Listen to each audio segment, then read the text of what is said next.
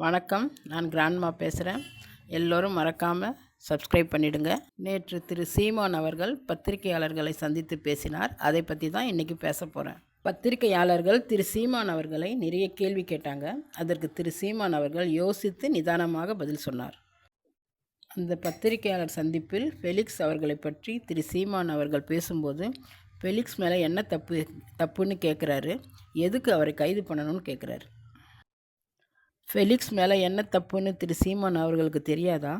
ஏற்கனவே நீதிபதிகளையும் அவர் வீட்டில் வேலை செய்யும் பெண்களையும் ரெட்ஃபிக்ஸ் சேனலில் தான் சவுக்கு சங்கர் பேசினார்.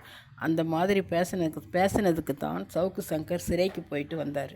மறுபடியும் சர்ச்சைக்குரிய பேச்சை காவல்துறை மீதும் காவல்துறையை சேர்ந்த பெண்கள் மீதும் பேசும்போது ஃபெலிக்ஸ் ஏன் சவுக்கு சங்கரை பார்த்து ஆதாரம் இருக்கா, ஆதாரம் இல்லாமல் பேசாதீங்கன்னு ஏன் சொல்லலை? இது ஃபெலிக்ஸோட தவறு இல்லையா? திரு சீமான் அவர்கள் பத்திரிகையாளரை பார்த்து